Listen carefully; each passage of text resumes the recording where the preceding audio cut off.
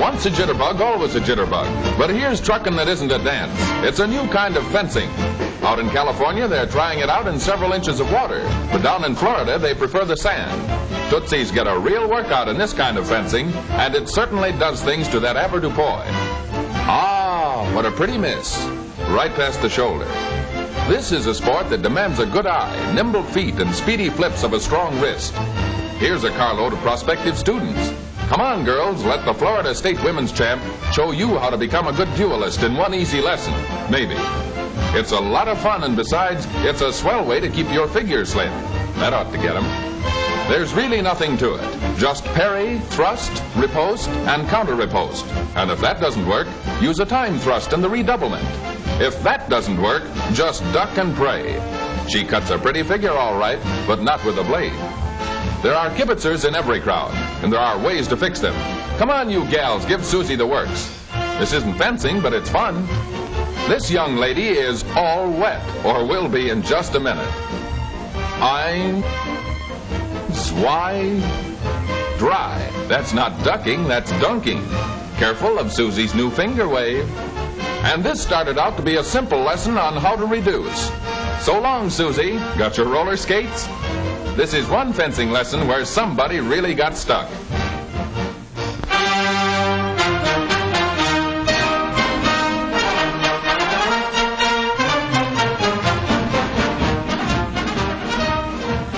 Rice today, but puddings, plastics, and concrete tomorrow. And rice makes good glue, excellent cosmetics, swell horse collars, and some folks even eat the stuff. Powerful valve and head engine runs machine. Machine thrashes the biggest harvest in years. A lot of it will go to make good bricks and buttons, superb sauces, and soap. In one end, round and out the other end. Grain pours into sacks. The rest, just one big pile of hay. Well, hay to you maybe, but somebody's going to make gravy, brooms, and fertilizer out of that mountain of stuff. Man makes automobile. Man saws off parts of automobile, pushes both ends together. Presto, man has mighty good doodlebug tractor. Rice needs a lot of water. Arkansas has little rainfall. The same engine that helps to thrash rice helps to grow rice.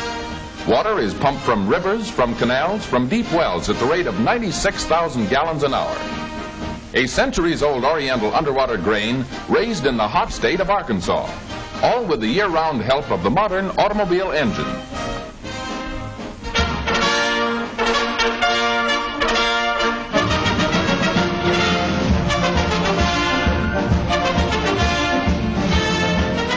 Who hasn't been at least a Saturday night sailor and chased a bar of soap around the bathtub?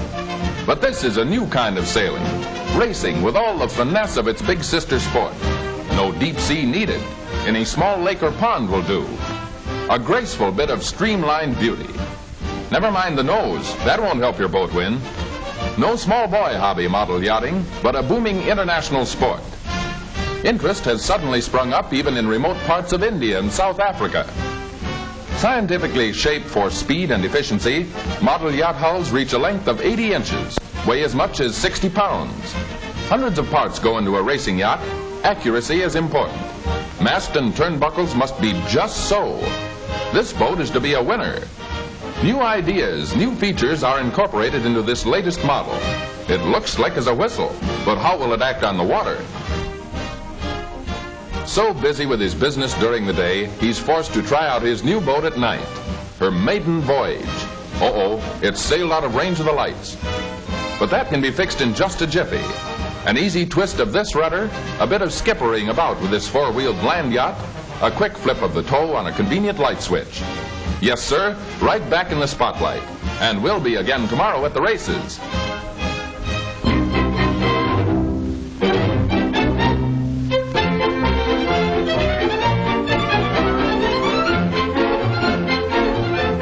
Peanuts, popcorn, popcorn, chewing gum, and Cracker Jack, a prize in each and every pack. Hey, Skinny, circus is in town and the balloon's loose.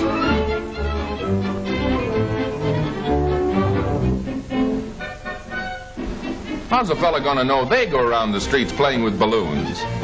Looks like everybody is going to have some fun. One of the busiest corners in Miami Beach.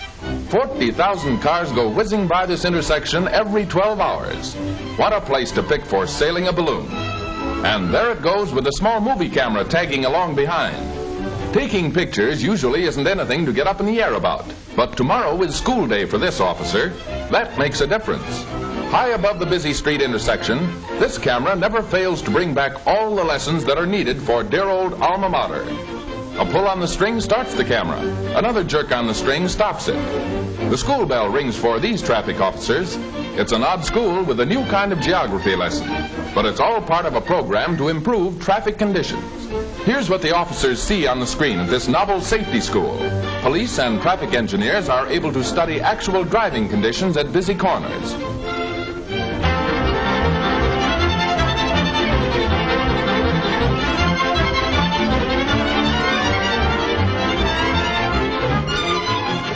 Here's a truck that has a habit of chasing planes. In fact, it's a business. All aboard Fort Cozumel, Tapachula, Guatemala, Tegucigalpa, Antofagasta. Oh, come on and get in. With a clipper ship in between, it's just 2 steps from the United States to any country south of the border. This truck sure is traveling, and so are its occupants, if it gets there in time. 6 minutes to go, then off to South America. Step on it, driver. That airport is still a mile away. Uh-oh, and this plane waits for nobody. Right in the nick of time. These passengers just won't get ready until the last minute, and there's nothing that can be done about it. In traveling togs before they know what it's all about, loaded into a speedy truck and rushed to the airport, across the gangplank and into the rumble seat. A lot of fuss over a bunch of small fry, but not a peep out of them. What a passenger list. Over 800 this trip. Takeoff time for the Caribbean West Coast Flyer. Motors roar and the clipper ship express trains down the choppy water of the bay. A sweep up into the air and its nose points south, flying down to Rio at a lot of miles per hour. Next plane leaves in 45 minutes, so back again for another load. Thousands pass through this unusual air terminal daily. Jeepers, cheapers! Over 10,000 of these animated powder puffs are rushed to Central and South American markets every week. All because the American chicken is a better egg producer, is better tasting. Come on out, fella, and have a look around. Try grunting, that helps sometimes. Stand up, you sissy. Right after hatching, one of these little fuzzers weighs only half as much as an egg, so rides for half fare. He doesn't begin to get hungry until he's 72 hours old, so he's as snug as the bug in the rug was during the entire trip in specially designed flying Pullmans, and arrives long before he has a chance to work up his first appetite. American chicks bring home South American checks. This is one time when a dozen chickens are cheaper than a dozen eggs. Happy landings, you birds.